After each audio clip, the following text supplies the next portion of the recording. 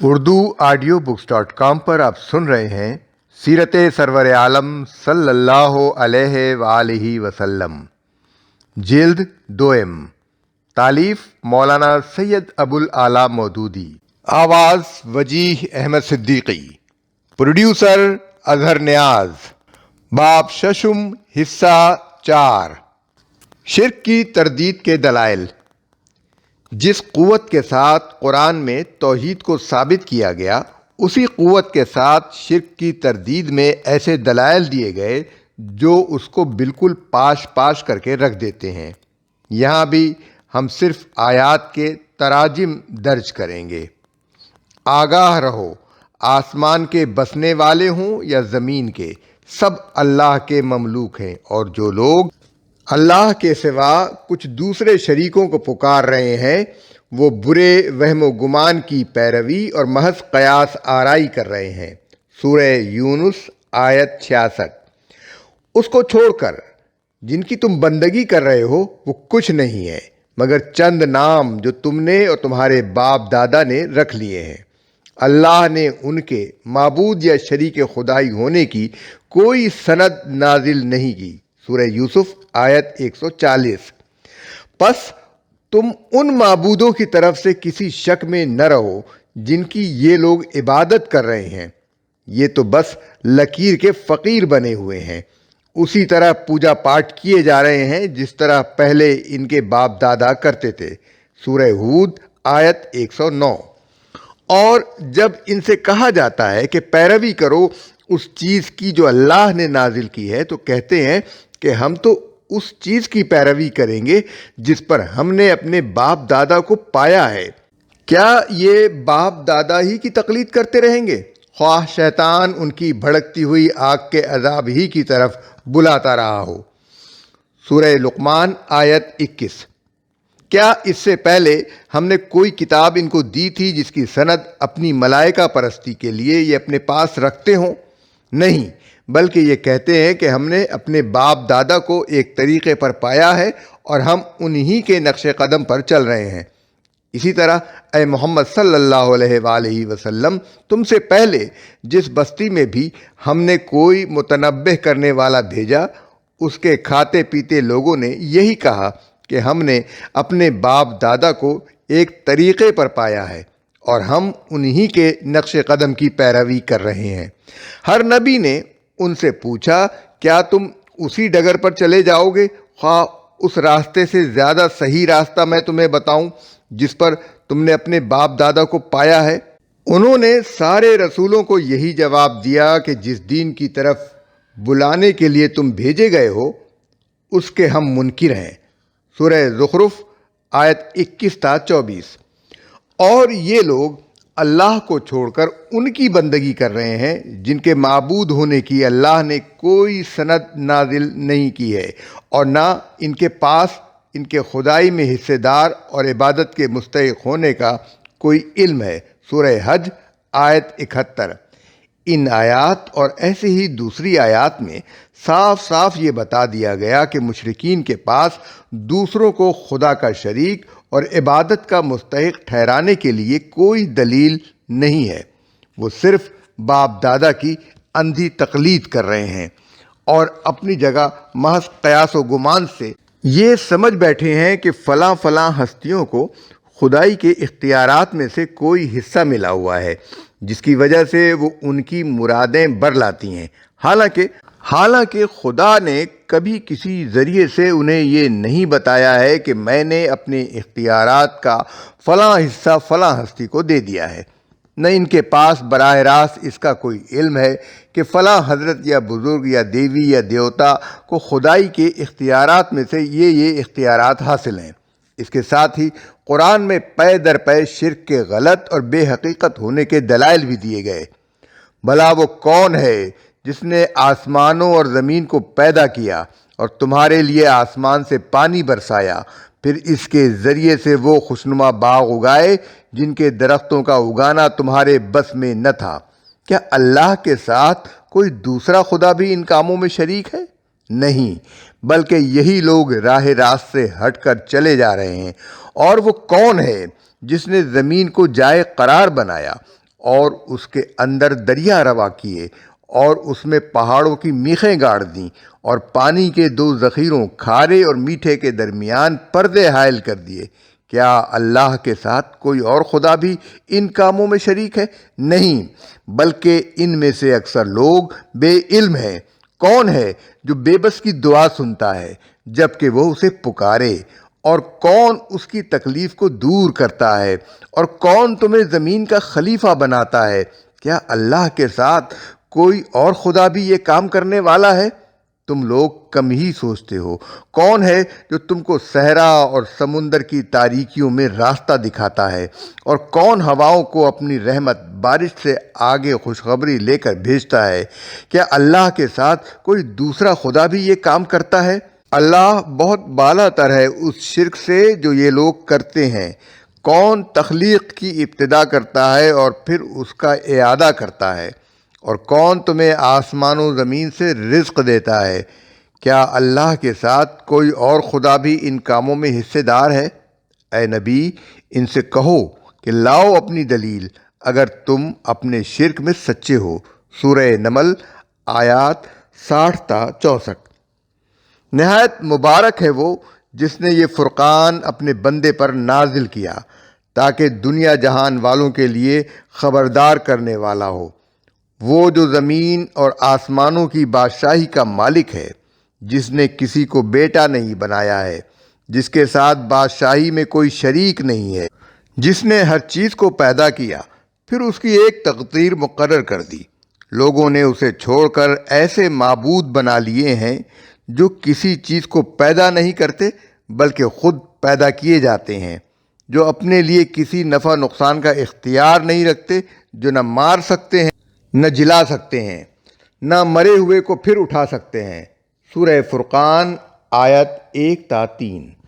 سورہ نحل میں آیت 3 سے 16 تک اللہ تعالیٰ کی تخلیق کے بہت سے کرشمے بیان کرنے کے بعد فرمایا، پھر کیا وہ جو پیدا کرتا ہے اور وہ جو کچھ بھی پیدا نہیں کرتے دونوں یکساں ہیں؟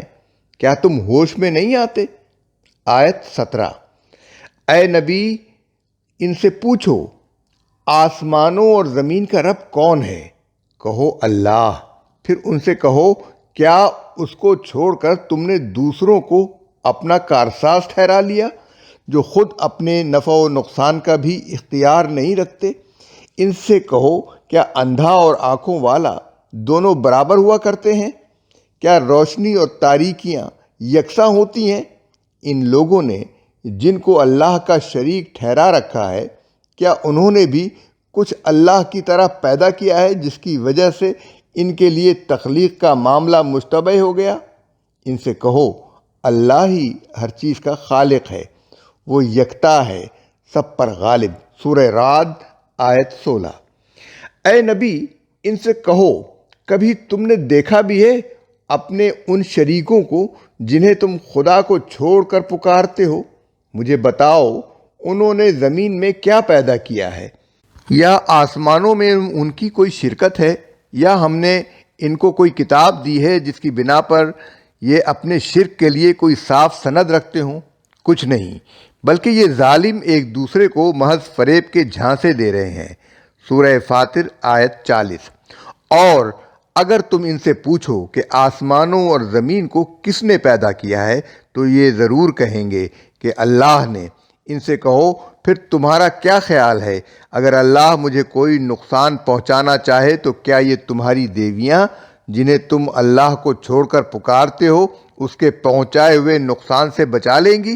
یا اللہ مجھ پر مہربانی کرنا چاہے تو کیا یہ اس کی رحمت کو روک دیں گی؟ اگر یہ نہیں کہہ سکتے کہ وہ ایسا کر سکتی ہیں تو ان سے کہہ دو کہ میرے لیے بس اللہ ہی کافی ہے، بھروسہ کرنے والے اسی پر بھروسہ کرتے ہیں۔ سورہ زمر آیت 38۔ مشرکین کہتے تھے کہ ہمارے معبود اللہ کے ہاں ہمارے لیے ذریعہ تقرب اور ہماری سفارش کرنے والے ہیں، اس لیے ہم ان کی عبادت کرتے ہیں، ان سے دعائیں مانگتے ہیں، ان کو مدد کے لیے پکارتے ہیں تاکہ وہ ہمارے پشتی بان ہوں، ہمیں نفع پہنچائیں اور نقصان سے بچائیں۔ ان کے اس خیال کی بھی مفصل تردید قرآن میں کی گئی۔ یہ لوگ اللہ کو چھوڑ کر ان کی عبادت کرتے ہیں جو انہیں نہ نقصان پہنچا سکتے ہیں نہ نفع، اور کہتے ہیں کہ یہ اللہ کے ہاں ہمارے سفارشی ہیں۔ اے نبی، ان سے کہو، کیا تم اللہ کو اس چیز کی خبر دے رہے ہو جسے وہ نہ آسمانوں میں جانتا ہے نہ زمین میں؟ پاک ہے وہ اور بالا تر ہے اس شرک سے جو یہ لوگ کرتے ہیں۔ سورہ یونس آیت 18۔ اور جن لوگوں نے اللہ کے سوا کچھ اپنے دوسرے سرپرست بنا رکھے ہیں، وہ کہتے ہیں کہ ہم تو ان کی عبادت صرف اس لیے کرتے ہیں کہ وہ اللہ تک ہماری رسائی کرا دیں۔ اللہ یقیناً ان کے درمیان ان تمام باتوں کا فیصلہ کر دے گا جن میں وہ اختلاف کر رہے ہیں۔ اللہ کسی ایسے شخص کو ہدایت نہیں دیتا جو جھوٹا اور منکر حق ہو۔ سورہ زمر آیت 13۔ ان لوگوں نے اللہ کے سوا کچھ اور خدا بنا رکھے ہیں تاکہ وہ ان کے پشتیبان ہوں۔ کوئی پشتیبان نہ ہوگا، وہ سب ان کی عبادت کا انکار کریں گے اور آخرت میں الٹے ان کے مخالف بن جائیں گے۔ سورہ مریم آیت 81 تا 82۔ ان لوگوں نے اللہ کے سوا کچھ دوسرے خدا بنا رکھے ہیں اور یہ امید رکھتے ہیں کہ ان کی مدد کی جائے گی۔ وہ ان کی کوئی مدد نہیں کر سکتے، بلکہ یہ لوگ الٹے ان کے لیے حاضر باش لشکر بنے ہوئے ہیں جن کی بدولت ان کی خدائی چل رہی ہے۔ سورہ یاسین آیت 74 اور 75۔ کون ہے جو اللہ کے ہاں اس کی اجازت کے بغیر سفارش کر سکے؟ سورہ بقرہ آیت 55۔ اے نبی، ان مشرکوں سے کہو کہ پکار دیکھو ان کو جنہیں تم اللہ کے سوا اپنا معبود سمجھے بیٹھے ہو۔ وہ ذرہ برابر کسی چیز کے مالک نہیں ہیں، نہ آسمانوں میں اور نہ زمین میں، نہ زمین و آسمان کی خدائی میں ان کی کوئی شرکت ہے، اور نہ ان میں سے کوئی اللہ کا مددگار ہے، اور اللہ کے ہاں شفاعت کوئی فائدہ نہیں دیتی سوائے اس کے جسے شفاعت کرنے اور جس کے حق میں شفاعت کرنے کی اللہ نے اجازت دی ہو۔ سورہ سبا آیت 22 اور 23۔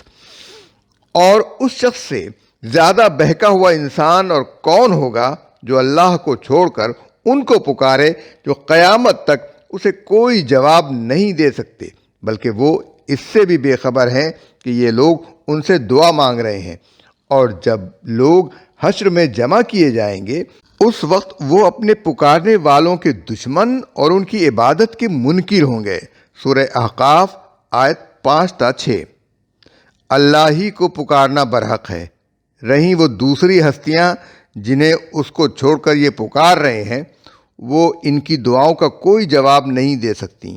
انہیں پکارنا تو ایسا ہے جیسے کوئی شخص ہاتھ پھیلا کر پانی سے درخواست کرے کہ تو میرے منہ تک پہنچ جا، حالانکہ پانی اس تک پہنچنے والا نہیں۔ بس اسی طرح کافروں کی دعائیں بھی کچھ نہیں ہیں مگر ایک تیر بے ہدف۔ سورہ رعد آیت 14۔ جن لوگوں نے اللہ کو چھوڑ کر دوسرے سرپرست بنا لیے ہیں، ان کی مثال مکڑی جیسی ہے جو اپنا ایک گھر بناتی ہے، اور سب گھروں سے زیادہ کمزور گھر مکڑی کا گھر ہی ہوتا ہے۔ کاش یہ لوگ کچھ علم رکھتے۔ سورہ العنکبوت آیت 4۔ لوگوں، ایک مثال دی جاتی ہے، ذرا اسے غور سے سنو۔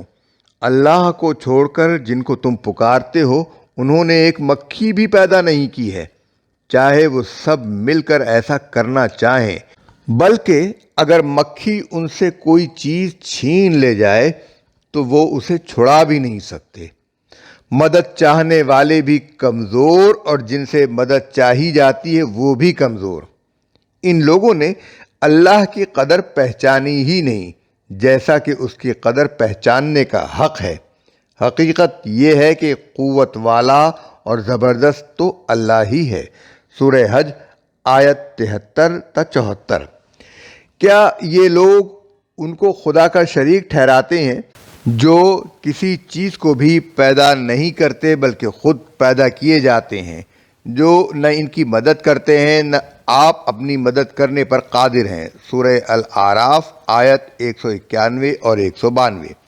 سورہ نحل میں آیت 65 سے 72 تک۔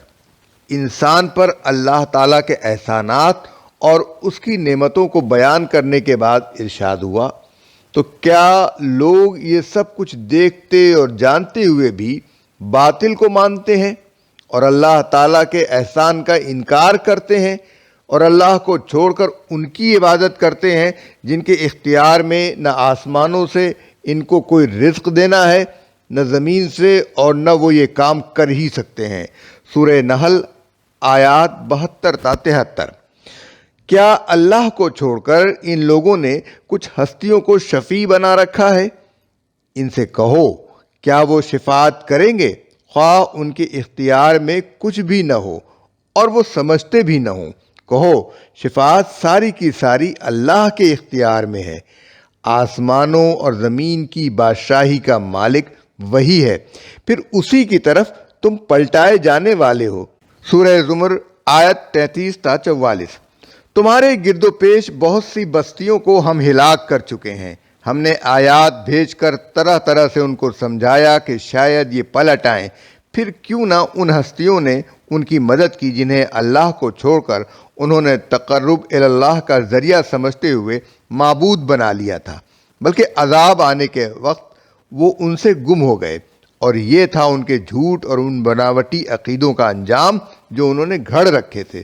سورہ احقاف آیت 27 تا 28۔ سورہ فاطر میں آیت 11 سے 13 تک اللہ تعالیٰ کی قدرت کے کرشمے بیان کرنے کے بعد فرمایا، وہی اللہ جس کے یہ سارے کام ہیں تمہارا رب ہے، بادشاہی اسی کی ہے، اسے چھوڑ کر جن دوسروں کو تم پکارتے ہو وہ پرے کاہ کے برابر بھی کسی چیز کے مالک نہیں ہیں، اگر تم انہیں پکارو تو وہ تمہاری دعائیں سن نہیں سکتے، اور سن بھی لیں تو تمہیں ان کا کوئی جواب نہیں دے سکتے، اور قیامت کے روز وہ تمہارے شرک کا انکار کریں گے۔ سورہ فاطر آیات 13 تا 14۔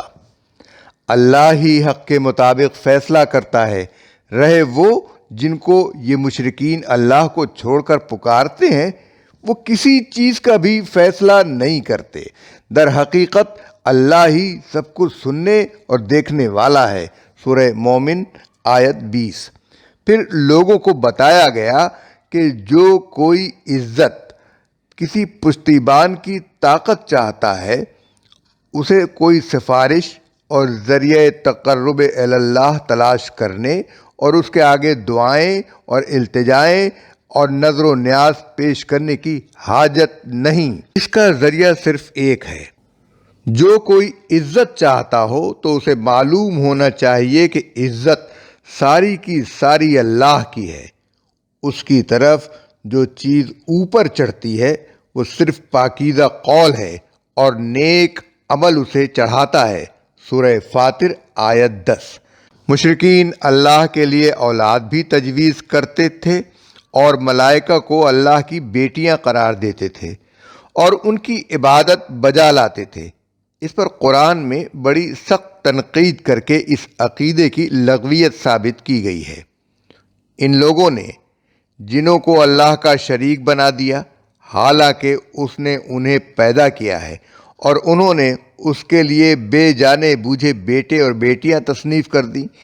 پاک ہے وہ اور بالا تر ہے ان باتوں سے جو یہ لوگ بناتے ہیں، وہ تو آسمانوں اور زمین کا موجد ہے، اس کی کوئی اولاد کیسے ہو سکتی ہے جبکہ اس کی کوئی شریک زندگی ہی نہیں ہے۔ اس نے ہر چیز کو پیدا کیا ہے اور وہ ہر چیز کا علم رکھتا ہے۔ یہ ہے اللہ تمہارا رب، کوئی خدا اس کے سوا نہیں، ہر چیز کا خالق، لہذا تم اس کی بندگی کرو، اور وہ ہر چیز کا کفیل ہے۔ سورہ الانعام آیت 100 تا 102۔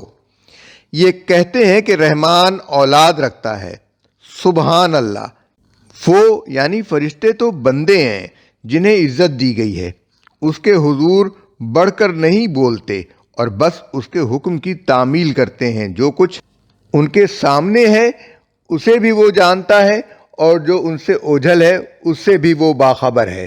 وہ کسی کی سفارش نہیں کرتے سوائے اس کے جس کے حق میں سفارش سننے پر اللہ راضی ہو، اور وہ اس کے خوف سے ڈرتے رہتے ہیں، اور کہیں ان میں سے کوئی کہہ بیٹھے کہ اللہ کے سوا میں بھی خدا یا معبود ہوں تو اس کو ہم جہنم کی سزا دیں۔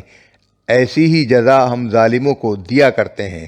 سورہ انبیاء آیات 26 تا 29۔ ان لوگوں نے اللہ کے بندوں میں سے بعض کو اس کا جز بنا ڈالا۔ حقیقت یہ ہے کہ انسان کھلا احسان فراموش ہے۔ کیا اپنی مخلوقات میں سے اس نے خود تو بیٹیاں لیں اور تمہیں بیٹوں سے نوازا؟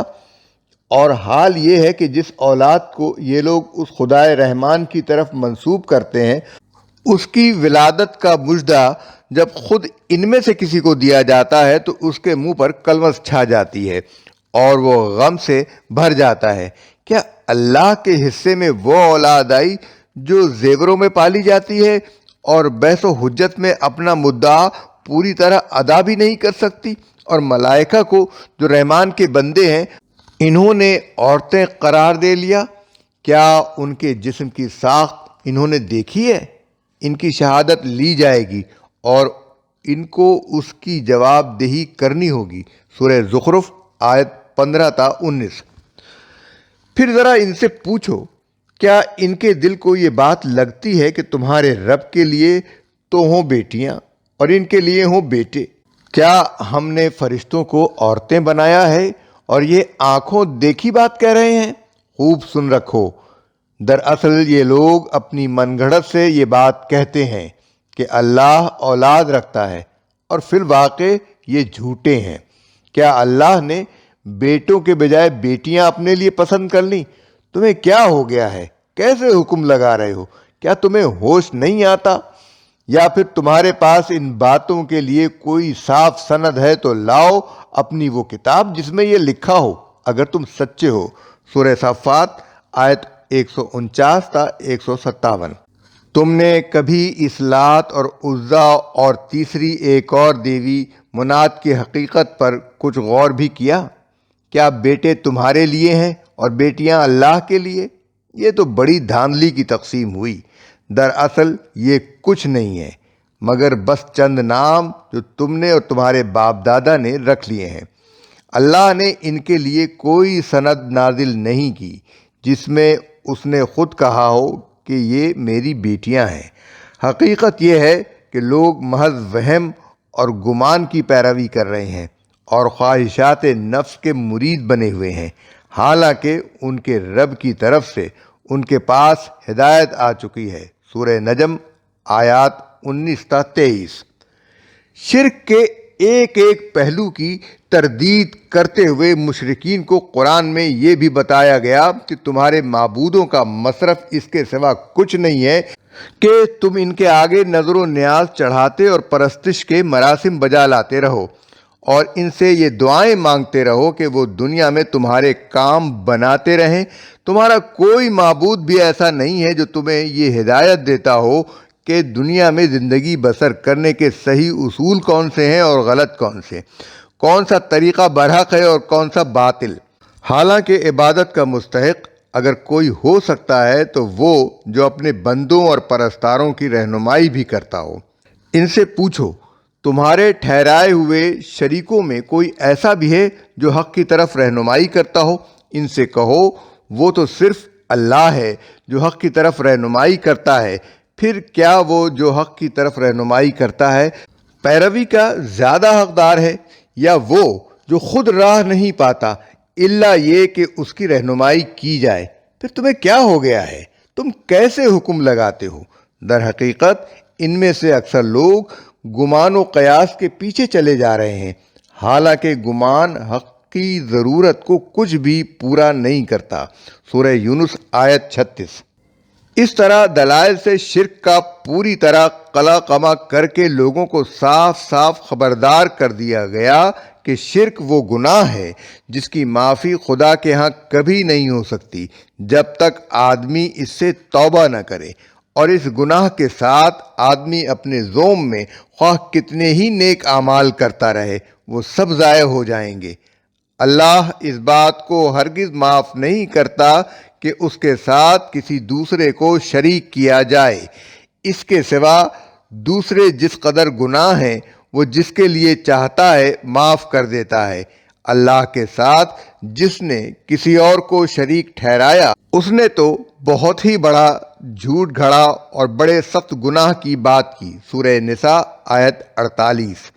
اے محمد ان سے کہو پھر کیا اے نادانو تم اللہ کے سوا کسی اور کی بندگی کرنے کے لیے مجھ سے کہتے ہو، حالانکہ تمہاری طرف اور تم سے پہلے گزرے ہوئے نبیوں کی طرف یہ وحی بھیجی گئی تھی کہ اگر تم نے شرک کیا تو تمہارا سارا عمل ضائع ہو جائے گا اور تم نامراد ہو کر رہو گے، لہذا تم اللہ ہی کی بندگی کرو اور شکر گزار بندوں میں شامل ہو۔ سورہ زمر آیت 64 تا 66۔